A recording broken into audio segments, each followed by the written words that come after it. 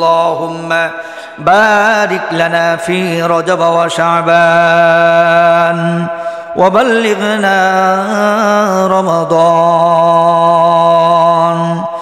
আল্লাহর নবী বিশ্ব নবী রাহমাতুল লিল আলামিন সাহাবীদেরকে জানিয়ে দেন, রে সাহাবীরা, যারা এই দোয়ার উপরে আমল করবে, যারা এই দোয়ার উপরে আমল করবে, তার মৃত্যু যদি আল্লাহ রব্বুল আলামিন যদি রমজানের আগেও যদি লেখা থাকে, তার মৃত্যু যদি রমজানের আগেও যদি আল্লাহ রব্বুল আলামিন লিখে থাকেন, এই দোয়া বেশি বেশি পড়ার কারণে আল্লাহ রব্বুল আলামিন তার হায়াতে জিন্দেগি বৃদ্ধি করে দেবেন। রমজান না পাওয়া আল্লাহ রব্বুল আলামিন ওই ব্যক্তিকে কোনো সময় মৃত্যু দিবেন না। সুবহানাল্লাহ। লা ইয়ারুদ্দু ইল্লা বিদ্দুআ, লা ইয়ারুদ্দু তাকদীরু ইল্লা বিদ্দুআ। তাকদীর অনেক সময় দোয়ার মাধ্যমে পরিবর্তন হয়ে যায়। আপনি দোয়া করতেছেন, আয় আল্লাহ, আপনি আমাকে মুসিবত দিয়েন না, কঠিন মুসিবতে ফেলিয়েন না আল্লাহ। আপনি আমাকে কোন সময় হতভাগা বানাইয়েন না, কোন সময় সাইল বানাইয়েন না। আয় আল্লাহ, আপনার কাছে দোয়া চাই, এই যে রমজান মাস সামনে আসতেছে, রমজানের রোজা, রমজানের ইফতার, রমজানের তারাবির নামাজ না পড়াইয়া আমি হতভাগাকে এই জমিন থেকে আল্লাহ আপনি তুলিয়েন না। দেখা গেছে শাবান মাসের 29 তারিখ আপনার মৃত্যু ছিল কপালে। হাদিসের ভিতরে এমনটা আসছে যে এই দোয়া পড়বে, আল্লাহ রব্বুল আলামিনের কাছে বেশি বেশি চাইবে, রোজা আকাঙ্ক্ষা করবে, রমজান মাসের তামান্না করবে। আল্লাহ রব্বুল আলামিন এই শাবানের 29 তারিখের মৃত্যু, আব্দুল করিমের মৃত্যু, আব্দুর রহমানের মৃত্যুর নামটাকে এই শাবানের 29 তারিখ থেকে কাটিয়ে রমজানের মাসের যে কোনো দিন তাকে তার মৃত্যু অবধারিত করে রাখবে। এই জন্য সাহাবায়ে কেরামকে আল্লাহর রাসূল সাল্লাল্লাহু আলাইহি ওয়াসাল্লাম বলে দিলেন, সাহাবীরা রে, এমন কিছু দোয়া আছে, এমন কিছু আমল আছে, যে আমলগুলো, যেই দোয়াগুলো কোনো সময় ছাড়তে পারো না, যে আমলগুলো ছাড়া তোমাদের জন্য কাম্য নয়, যে দোয়াগুলো ছেড়ে দেওয়া তোমাদের জন্য কাম্য নয়। এর ভিতরে এই রজব মাস আসলে আল্লাহর রাসূল সাল্লাল্লাহু আলাইহি ওয়াসাল্লাম সাহাবীদেরকে 5 ওয়াক্ত নামাজের পরে দেখতেন কোন সাহাবীর ঠোঁট বন্ধ আছে কিনা। 5 ওয়াক্ত নামাজ শেষ করে সাহাবীদের দিকে তাকাইতেন, ডান থেকে নিয়ে বাম দিক পর্যন্ত সকল সাহাবায়ে কেরামকে দেখতেন এই দোয়া পড়ছে কিনা। আল্লাহর রাসূল নিজেও পড়তেন, আল্লাহুম্মা বারিক লানা ফি রজব ওয়া শাবান ওয়া বাল্লিগনা রমাদান। কিছু সাহাবী তো এমন ছিল যারা 6 মাস পর্যন্ত, 6 মাস আগ থেকে দোয়া করতে থাকতো, ইয়াদুল্লাহ সিত্তাতা আশহুরিন আইয়ুমান লিকাহুম রমাদান। এমন কিছু সাহাবী ছিল যে সাহাবায়ে কেরাম রমজান যাওয়ার পর থেকে অপর রমজান আসার আগ পর্যন্ত আবার দোয়াতে লেগে যাইত, আয় আল্লাহ, আপনি হায়াত দিয়েছেন, সেই হায়াত দিয়ে মহামান্বিত 1 মাস, গুরুত্বপূর্ণ 1 মাস রমজান মাস আমরা পেয়েছিলাম। এবার রমজান আমাদের কাছ থেকে বিদায় নিয়েছে গো আসমানের মালিক। এবার যদি আপনি যদি আবারও যদি হায়াতটা লম্বা করে দেন, তাহলে আগামী বছরের রোজাও আমাদের ধরার খুব তামান্না। আগামী বছর রোজাও আমরা আদায় করব, রমজানের সেহরি আদায় করব, ইফতার আদায় করব, তাহাজ্জুদের নামাজ আদায় করব, তারাবির নামাজ আদায় করব। আসমানের মালিক হায়াতটাকে একটু লম্বা করে দেন। বান্দা যখন এইরকম রমজান পাওয়ার জন্য যখন দোয়া করি, আল্লাহ রব্বুল আলামিন বলেন, হাদিসের ভিতরে আসছে, মুফাসসিরিন কেরামও বলেন, আল্লাহ রব্বুল আলামিন ওই বান্দার হায়াতটাকে গেলে লম্বা করে দিতে থাকেন।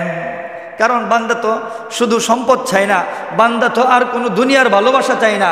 বান্দা কি চাইতেছে? যে বান্দা একমাত্র চায় রমজান মাস। কেন? 1 এ 70, আমি একটা সাজদা দিব, 70টা সাজদার আমল পাবো, 70টা সাজদার সওয়াব পাবো। রমজান মাসে 1 কতম কোরআন তেলাওয়াত করব, 30 কতমের সওয়াব পাবো। এই জন্য বেশি আমল পাওয়ার জন্য, কম আমলে বেশি সওয়াব পাওয়ার জন্য আল্লাহ তাআলার কাছে কান্না করতেছে, আয় আল্লাহ, হায়াতটা বাড়াইয়া দেন, হায়াতটা বাড়াইয়া দেন। আর যদিও না বাড়ান, তাহলে মৃত্যুটা যেন অন্ততপক্ষে রমজান মাসে হয়।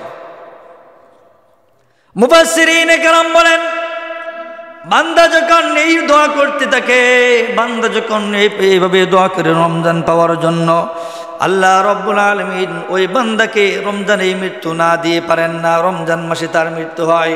এই জন্য যদি আপনি যদি সবসময় দিলের ভিতরে যদি তামান্না থেকে রমজান মাসে যেন আমার মৃত্যু হয়, রোজা মুখে রাখা অবস্থায় যেন মৃত্যু হয়, তারাবির নামাজে যেন আমার মৃত্যু হয়, তাহাজ্জুদে যেমন আমার মৃত্যু হয়, ইফতারের মুহূর্তে যেন আমার মৃত্যু হয়, এই দোয়াগুলো এই আকাঙ্ক্ষাগুলো আর তামান্নাগুলো যার দিলে থাকবে, আল্লাহ রব্বুল আলামিন বান্দার সেই আকাঙ্ক্ষাগুলো পূরণ করে দেন।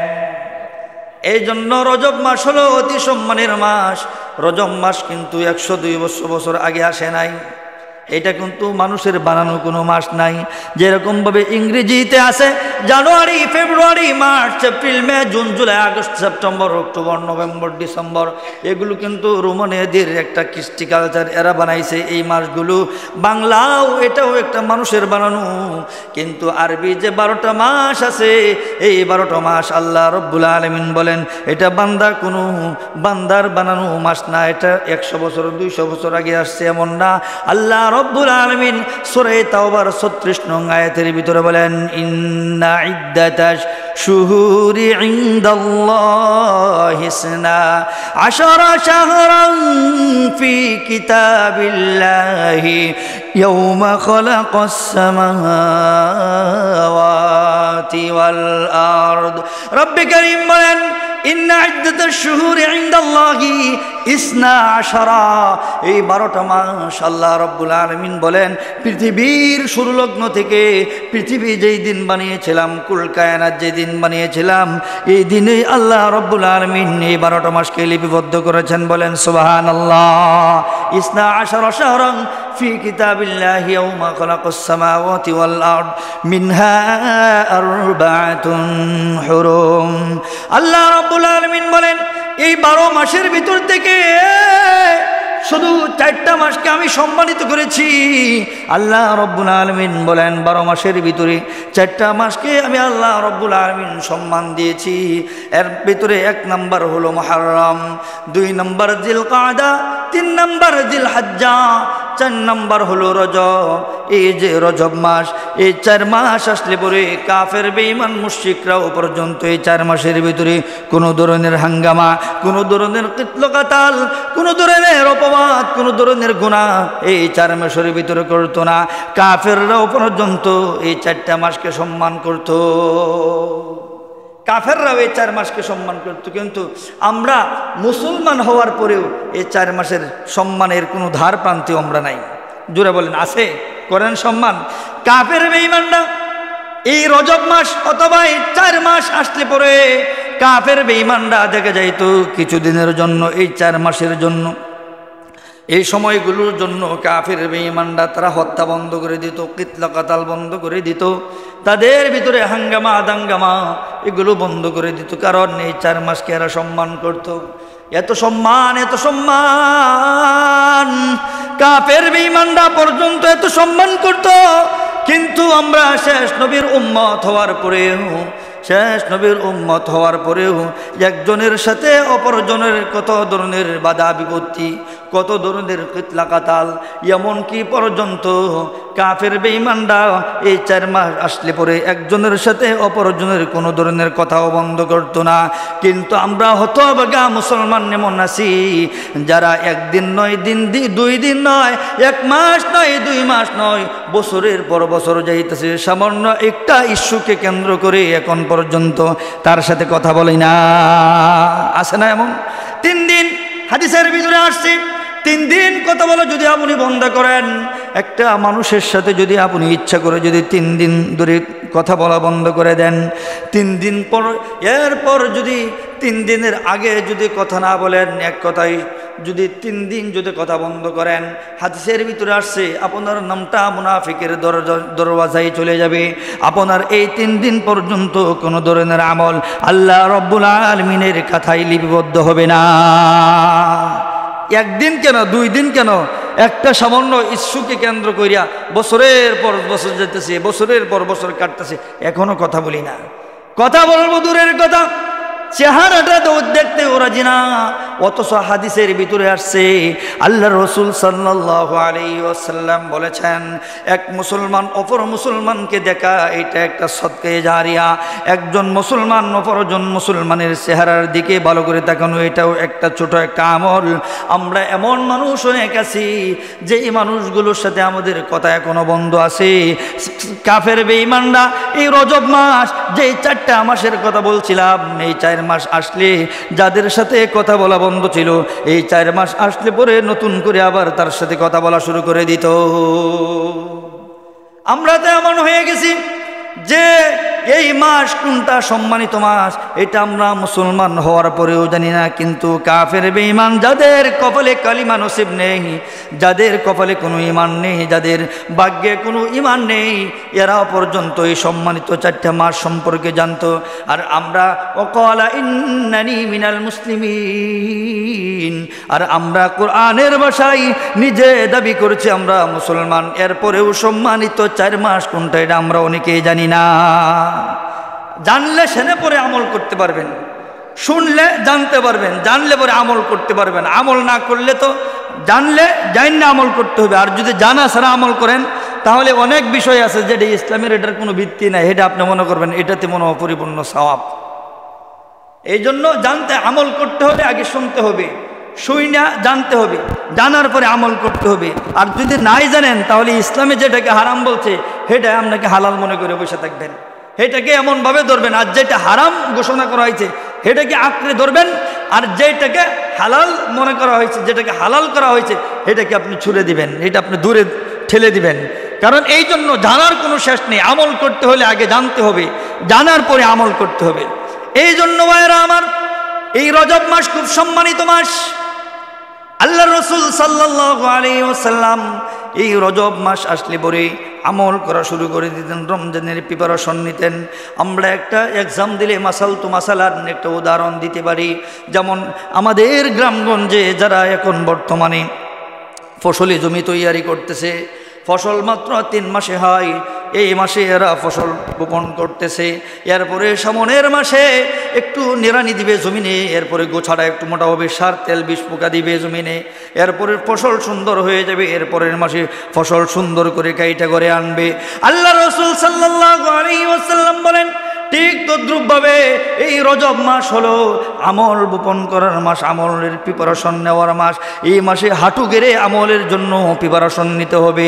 এরপরে সামনের মাসে আপনার আমলটা সুন্দর হবে, অর্থাৎ ফসল এই মাসে গৃহস্থ যারা আছে তারা জমিনে কষ্ট করবে, এরপরের মাসে গিয়ে এটার ফসলটা দেখবে সুন্দর, কষ্টের একটা কষ্ট করেছে বিগত মাসে, এরপরে গিয়ে জমিনের কাছে গিয়ে ঘুরবে, দেখবে ফসল কেমন সুন্দর হয়েছে।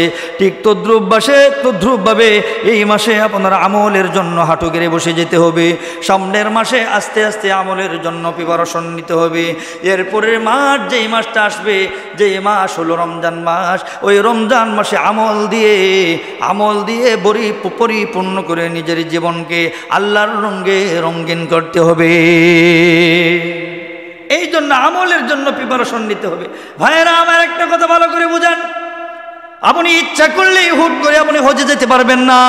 হজের সামগ্রী অনেক ব্যাপার সেবার, ইচ্ছে করলেই এখন নিয়ত করছেন দুপুরে আপনি জোহরে জুমার নামাজ পড়ে আপনি হজে যেতে পারবেন না। হজের জন্য অনেক আগ থেকে প্রিপারেশন নিতে হয়, আপনার টাকা জমা দিতে হয়, এরপরে লাইসেন্স করতে হয়, এরপরে আপনার নিবন্ধন করতে হবে, প্রিপারেশন নিতে হবে, আপনার রিয়াল কিনতে হবে, টাকা পয়সা সামগ্রী ঝাড় কিনতে হবে, কত কিছুই আপনার হজের আগে আপনার সামানা প্রয়োজন। এরপরে আপনি গিয়ে ফ্লাইটে উঠবেন। ঠিক তদ্রূপভাবে ইচ্ছা করলে আপনি নামাজে আসতে পারবেন না, ইচ্ছে করলে নামাজে দাঁড়িয়ে যাইতে পারবেন না। নামাজে আসার আগে আপনার নিজের আগে পাক সুতরা হওয়ার প্রয়োজন, নিজের কাজে হাজত যেগুলো আছে, প্রস্রাব ইস্তেঞ্জা এগুলোর প্রয়োজন, এগুলো সারতে হবে। এরপরে ওযু করতে হবে, এরপরে পবিত্র জামা আপনার গায়ে লাগাইতে হবে, এরপরে আস্তে আস্তে মসজিদে আসতে হবে। মসজিদে আসার পর এরপরে ইমাম সাহেবের সাথে নামাজে দাঁড়াইতে হবে। তাহলে প্রত্যেকটা কাজেরই এমন একটা প্রিপারেশন নিতে হয়, ইচ্ছে করলে যে কোনো কাজে শরীক হওয়া যায় না, এর আগে আরো কতটা ধাপ আছে, সেই ধাপগুলো অতিক্রম করে এরপর সে তার গন্তব্যে পৌঁছাতে হয়। ঠিক তদ্রূপভাবে রমজান মাস হলো আল্লাহ তাআলার মাস। এই রমজান মাসকে পাওয়ার জন্য আগ থেকে আল্লাহর রাসূল আমাদেরকে বার্তা দিয়েছেন, মেসেজ দিয়েছেন, রমজান মাসকে যারা পরিপূর্ণভাবে কাজে লাগাইতে চাও, এদের জন্য একটা বার্তা স্বরূপ আমি রজব মাস দিয়েছি। আল্লাহ রসুল বলেছেন এই রজব মাস আসলে অবহেলা করিও না, হাঙ্গামা করবা না। আল্লাহ রসুলের বাণী, আমাদের শিক্ষা হলো রাসূল এই মাসে কোনো সময় সাহাবীদের সাথে রূঢ় আচরণ করতেন না।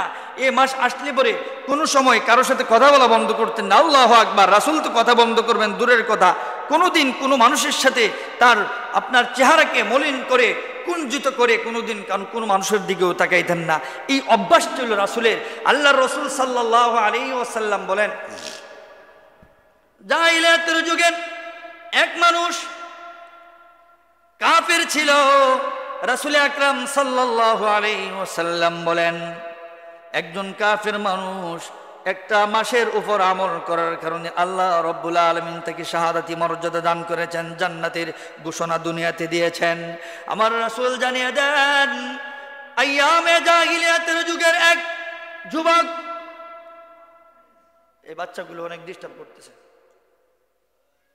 আইয়ামে জাহিলিয়াতের যুগের এক যুবক, যার কোনো ঈমান নেই, কাফেরের জমানায় যে কাফের ছিল, বড্ড কাফের ছিল, সেই কাফের যুবক এই রজব মাস আসার পরে, অর্থাৎ যে মিনহা আরবাতুন হুরুম, 4টা মাস যে সম্মানিত, এই 4টা মাসকে অতি সম্মান করত, কারণ জানতো এটা আল্লাহ তাআলার বিধান। আসমানের মালিক বলেছেন 4টা মাসকে সম্মান করার জন্য।